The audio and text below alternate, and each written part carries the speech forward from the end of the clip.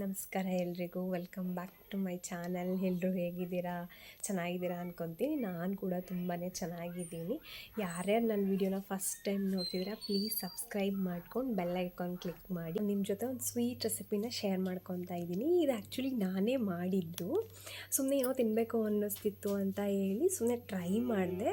ತುಂಬಾ ಚೆನ್ನಾಗಿ ಬಂತು. ಅದಕ್ಕೆ ನಿಮ್ಮ ಜೊತೆ ಕೂಡ ಶೇರ್ ಮಾಡ್ಕೊಳ್ಳೋಣ ಅಂತ ಹೇಳಿ ಇವತ್ತು ಶೇರ್ ಮಾಡ್ಕೊತಾ ಇದ್ದೀನಿ. ತುಂಬ ಕ್ವಿಕ್ ಆ್ಯಂಡ್ ಈಸಿಯಾಗಿ ಮಾಡ್ಕೊಬೋದು. ಏನಾದರೂ ತಿನ್ನಬೇಕು ಅನಿಸ್ತಿರುತ್ತಲ್ಲ, ಅಂಥ ಟೈಮಲ್ಲಿ ಪಟ್ ಅಂತ ಮಾಡ್ಕೊಂಬಿಡ್ಬೋದು.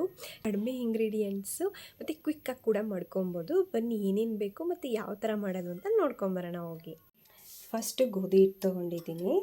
ಈ ಕಪ್ಪಲ್ಲಿ 1/2 ಕಪ್ಪಷ್ಟು ಗೋಧಿ ಹಿಟ್ಟು ತೊಗೊಂಡಿದ್ದೀನಿ. ಅದೇ ಕಪ್ಪಲ್ಲಿ 3/4 ಕಪ್ ಆಗುವಷ್ಟು ಬೆಲ್ಲ ತೊಗೊಂಡಿದ್ದೀನಿ. ನೀವು ಯಾವ ಬೆಲ್ಲನಾದರೂ ತೊಗೋಬೋದು. ಸಕ್ಕರೆಗಿಂತ ಬೆಲ್ಲನೇ ತುಂಬ ಟೇಸ್ಟಿಯಾಗಿರುತ್ತೆ. ಇದಕ್ಕೆ ಗೋಧಿ ಹಿಟ್ಟನ್ನ ಫ್ರೈ ಮಾಡೋಕ್ಕೆ ತುಪ್ಪ ಮತ್ತು ದ್ರಾಕ್ಷಿ, ಗೋಡಂಬಿ, ನಿಮ್ಮ ಮನೇಲಿ ಯಾವ ಸಣ್ಣ ನಟ್ಸು ಸೀಡ್ಸ್ ಇರುತ್ತೆ ಅದನ್ನು ತೊಗೊಳ್ಳಿ. ಅದ್ರ ಜೊತೆಗೆ 3 ಏಲಕ್ಕಿ ತೊಗೊಂಡಿದ್ದೀನಿ ಪುಡಿ ಮಾಡಿ ಹಾಕೋದಕ್ಕೆ ಫ್ಲೇವರಿಗೆ. ಇಷ್ಟೇ ಇಂಗ್ರೀಡಿಯೆಂಟ್ಸ್ ಯೂಸ್ ಮಾಡ್ಕೊಂಡು ಇವಾಗ ಮಾಡೋದು. ಬನ್ನಿ ಹೇಗೆ ಮಾಡೋದಂತ ನೋಡೋಣ. ಸ್ಟವ್ ಮೇಲೆ ಒಂದು ಪಾತ್ರೆ ಇಟ್ಕೊಂಡು ನಾನು 1/2 ಕಪ್ಪಷ್ಟು ನೀರು ಹಾಕ್ಕೊತಾ ಇದ್ದೀನಿ. 3/4 ಕಪ್ಪಷ್ಟು ಬೆಲ್ಲ ತೊಗೊಂಡಿದ್ದೆ ಅಲ್ವಾ, ಸೊ 1/2 ಕಪ್ ಸಾಕು ಅಂತ. ನಿಮಗೆ ಸ್ವಲ್ಪ ಸ್ವೀಟ್ ಜಾಸ್ತಿ ಬೇಕು ಅಂದರೆ 1 ಕಪ್ ಬೆಲ್ಲ ತೊಗೊಂಡು 3/4 ಕಪ್ ನೀರು ಹಾಕ್ಕೊಳ್ಳಿ. ಅದು ಬೆಲ್ಲ ಕರಗಿ ಒಂದು ಕುದಿ ಬಂದರೆ ಸಾಕು ಅಷ್ಟೇ. ಪಾಕ ಏನೂ ಬೇಡ. ನಮಗೆ ಮಾಡ್ತಿರೋದು ಹಲ್ವಾ ಅಲ್ವಾ, ಸೊ ಪಾಕ ಬಂದರೆ ಹಲ್ವಾ ಫುಲ್ ಗಟ್ಟಿ ಆಗಿಬಿಡುತ್ತೆ.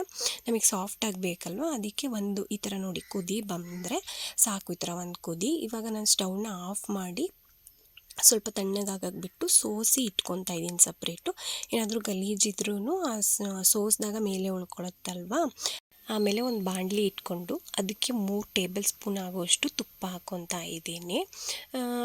ನೋಡಿಕೊಂಡು ಹಾಕ್ಕೊಬೋದು. ಬೇಕು ಅಂದರೆ ಇದು ಗೋಧಿ ಹಿಟ್ಟನ್ನ ಫ್ರೈ ಮಾಡೋಕ್ಕೆ ಹಾಕ್ಕೊತಿರೋದು. ಬೇಕು ಅಂದರೆ ಇನ್ನೊಂದು ಸ್ವಲ್ಪ ಆಮೇಲೆ ಹಾಕ್ಕೋಬೋದು. ಇಲ್ಲಿ ಜಸ್ಟ್ ನಾನು ದ್ರಾಕ್ಷಿ ಮತ್ತು ವೈಟ್ ದ್ರಾಕ್ಷಿ, ಬ್ಲ್ಯಾಕ್ ದ್ರಾಕ್ಷಿ ಅಷ್ಟನ್ನೇ ತುಪ್ಪದಲ್ಲಿ ಫ್ರೈ ಮಾಡಿ ಇಟ್ಕೊತಿದ್ದೀನಿ. ಗೋಡಂಬಿ, ಬಾದಾಮಿ ಅದನ್ನೇನು ಫ್ರೈ ಮಾಡ್ತಾಯಿಲ್ಲ ನಾನು. ಇದೆರಡನ್ನಷ್ಟೇ ಫ್ರೈ ಮಾಡಿ ಇಟ್ಕೊತಾ ಇದ್ದೀನಿ. ನೋಡಿ ಆಲ್ರೆಡಿ ಆಗಿದೆ, ಎಲ್ಲ ದ್ರಾಕ್ಷಿ ಎಲ್ಲ ದಪ್ಪಗಾಗಿದೆ. ಸೊ ತೆಗೆದಿಟ್ಕೊತಾ ಇದ್ದೀನಿ. ಅದೇ ತುಪ್ಪಕ್ಕೆ ಗೋಧಿ ಹಿಟ್ಟು ತೊಗೊಂಡಿದ್ನಲ್ವ ಅದನ್ನು ಹಾಕಿ ಚೆನ್ನಾಗಿ ಫ್ರೈ ಮಾಡ್ಕೊಬೇಕು. ಎಷ್ಟು ಚೆನ್ನಾಗಿ ಫ್ರೈ ಮಾಡ್ತೀವೋ ಅಷ್ಟು ಚೆನ್ನಾಗಿ ಬರುತ್ತೆ ಅಲ್ವಾ. ಸೊ ತುಪ್ಪ ಏನಾದರೂ ಸಾಕಾಗಲಿಲ್ಲ ಅಂದರೆ ಮಿಡ್ಲಲ್ಲೇ ಆ್ಯಡ್ ಮಾಡ್ಕೋಬೋದು ನಾವು. ಅದು ಗಂಟು ಇಲ್ಲದೆ ಇರೋ ಥರ. ಮತ್ತು ಅದು ಕಲರ್ ಕೂಡ ಸ್ವಲ್ಪ ಚೇಂಜ್ ಆಗುತ್ತೆ. ಸೊ ಅಲ್ಲಿವರೆಗೂ ಚೆನ್ನಾಗಿ ಹುರ್ಕೊಬೇಕು. ಮತ್ತು ಇದನ್ನು ಶುಗರ್ ಪೇಷೆಂಟ್ಗಳು ಆ ಥರ ಎಲ್ಲರೂ ತಿನ್ಬೋದು. ಯಾಕೆಂದರೆ ಬೆಲ್ಲ ಯೂಸ್ ಮಾಡ್ತಿದ್ದೀವಿ. ಸೊ ಗೋಧಿ ಹಿಟ್ಟು ಇದರಲ್ಲಿ ಏನು ಶುಗರ್ ಕಂಟೆಂಟ್ ಅಷ್ಟೇ ಇರಲ್ಲ ಅಲ್ವಾ. ಹಾಗಾಗಿ ಶುಗರ್ ಪೇಷೆಂಟ್ಗಳಾಗಿರ್ಬೋದು, ಚಿಕ್ಕ ಮಕ್ಕಳು, ದೊಡ್ಡವರು ಎಲ್ಲರೂ ಕೂಡ ತಿನ್ಬೋದು. ನಾನು ಮತ್ತೆ ಇಲ್ಲಿ 1 ಟೇಬಲ್ ಸ್ಪೂನ್ ಆಗೋಷ್ಟು ತುಪ್ಪನ ಆ್ಯಡ್ ಮಾಡಿಕೊಂಡು ಚೆನ್ನಾಗಿ ಫ್ರೈ ಮಾಡ್ಕೊತಾ ಇದ್ದೀನಿ. ಅದು ಗಂಟು ಥರ ಆಗುತ್ತೆ ಅಲ್ವಾ. ಸೊ ಅಲ್ಲಲ್ಲೇ ಗಂಟುಗಳು ಒಂದು ಇರಬಾರ್ದು. ಗಂಟುಗಳನ್ನೆಲ್ಲ ಚೆನ್ನಾಗಿ ಹೊಡ್ಕೊಂಡು ಅದನ್ನು ಪೌಡ್ರ್ ಥರ ಮಾಡಿಕೊಂಡು ಗೋಧಿ ಹಿಟ್ಟನ್ನು ಚೆನ್ನಾಗಿ ಹುರ್ಕೊಬೇಕು. ನೋಡಿ ಹುರಿತಿದ್ದಂಗೆ ಕಲರ್ ಕೂಡ ಚೇಂಜ್ ಆಗ್ತಿದೆ. ಹಂಗೇ ನೋಡಿ ಆದಷ್ಟು ಅದು ಘಮ ಬರುತ್ತಲ್ಲ ಒಂದು ಸ್ಮೆಲ್ಲು, ಆ ಥರ ಚೆನ್ನಾಗಿ ಹುರ್ಕೊಬೇಕು. ಕೈ ಆಡಿಸ್ತಾನೆ ಇರಬೇಕು, ಇಲ್ಲಾಂದರೆ ಫುಲ್ ಸೀದೋಗ್ಬಿಡತ್ತಲ್ವ. ಸೊ ದಪ್ಪ ತಳ ಇರೋ ಪಾತ್ರೆ ತೊಗೊಂಡ್ರೆ ಬೆಸ್ಟು. ನೋಡಿ ಈ ಥರ ಎಲ್ಲ ಅದಕ್ಕೆಲ್ಲ ಅಂಟ್ಕೊಂಡಿತ್ತಂತೆಲ್ಲ ಬಿಡಿಸ್ಕೊತಿದ್ದೀನಿ. ಚೆನ್ನಾಗಿ ಆಲ್ರೆಡಿ ಹುರ್ದು ಆಗಿದೆ. ನೋಡಿ ಇನ್ನೊಂದು ಸ್ವಲ್ಪ ಫ್ರೈ ಮಾಡ್ಕೊತಾ ಇದ್ದೀನಿ. ಚೆನ್ನಾಗಿ ಫ್ರೈ ಮಾಡಿದಷ್ಟು ಚೆನ್ನಾಗಾಗುತ್ತೆ ಹೇಳೋದ್ನಲ್ವ. ಸೊ ಒಂದು 10 ನಿಮಿಷ ಅಲ್ಲ, ಸಾರಿ 5 to 8 ಮಿನಿಟ್ಸ್ ಆಗ್ಬೋದು ಇದನ್ನು ಹುರಿಯೋದಕ್ಕೆ, ಚೆನ್ನಾಗಿ ಹುರ್ಕೊಳ್ಳೋದಕ್ಕೆ ಅಷ್ಟೇ. ಮತ್ತು ಇವಾಗ ಬೆಲ್ಲದ ಪಾಕ ಇತ್ತಲ್ವ, ಸೊ ಅದನ್ನು ಆ್ಯಡ್ ಮಾಡ್ಕೊತಾ ಇದ್ದೀನಿ. ನೋಡ್ಕೊಂಡು ಆ್ಯಡ್ ಮಾಡ್ಕೊಳ್ಳಿ. ಒಂದೊಂದು ಸಾರಿ ಅದು ನೀರು ಕೂಡ ಜಾಸ್ತಿ ಆಗಿರ್ಬೋದಲ್ವ. ಸೊ ನೋಡ್ಕೊಂಡು ಆ್ಯಡ್ ಮಾಡ್ಕೊಳ್ಳಿ. ನನಗಿಲ್ಲಿ ಇನ್ನೊಂದು ಸ್ವಲ್ಪ ಬೇಕಾಗುತ್ತೆ ಅಂತೇಳಿ ಫುಲ್ಲು ಹಾಕ್ಕೊಂಡೆ.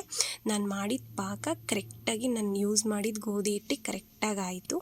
1 ಕಪ್ಪಿಗೆ 1/4 ಕಪ್ಪು ನೀರು ಹಾಕ್ಕೊಂಡಿದ್ದು ಚೆನ್ನಾಗಿ ಅಡ್ಜಸ್ಟ್ ಆಯಿತು. ನೋಡಿ ಇವಾಗ ಫುಲ್ಲು ಗಂಟು ಇಲ್ಲದೆ ಇರೋ ಥರ ಫುಲ್ಲು ಮಿಕ್ಸ್ ಮಾಡ್ಕೊಬೇಕು. ನೋಡಿ ಬಾಣಲಿಗೆ ಸ್ವಲ್ಪನೂ ಅಂಟ್ತಾ ಇಲ್ಲ. ನಾವು ತುಪ್ಪ ಹಾಕಿ ಚೆನ್ನಾಗಿ ಹುರ್ಕೊಂಡಿದ್ವಿ ಅಲ್ಲ, ಸೊ ಅದರಿಂದ ಒಂದು ಸ್ವಲ್ಪನೂ ಅಂಟ್ತಾ ಇಲ್ಲ ಅದು.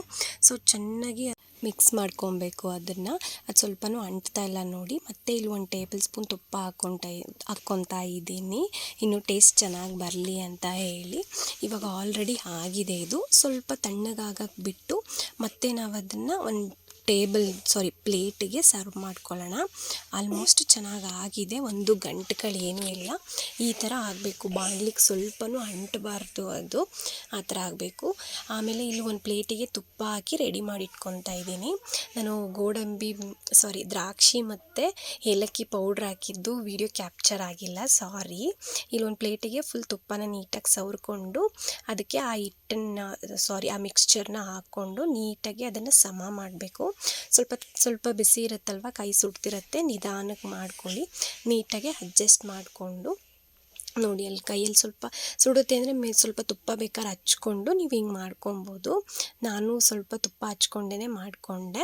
ಆಮೇಲೆ ಈ ಗೋಡಂಬಿ ಬಾದಾಮಿ ಎಲ್ಲ ಇರುತ್ತಲ್ಲ, ಕಟ್ ಮಾಡಿ ಇಟ್ಕೊಂಡಿರ್ತೀವಲ್ವ, ಸೊ ಮೇಲ್ಗಡೆ ಗಾರ್ನಿಷಿಗೆ ಅಂತ ಹಾಕಿ ಅದನ್ನು ಸ್ವಲ್ಪ ಪ್ರೆಸ್ ಮಾಡಿಕೊಂಡ್ರೆ ಅಂಟ್ಕೊಂಡ್ಬಿಡುತ್ತೆ, ಏನು ಪ್ರಾಬ್ಲಮ್ ಆಗೋಲ್ಲ.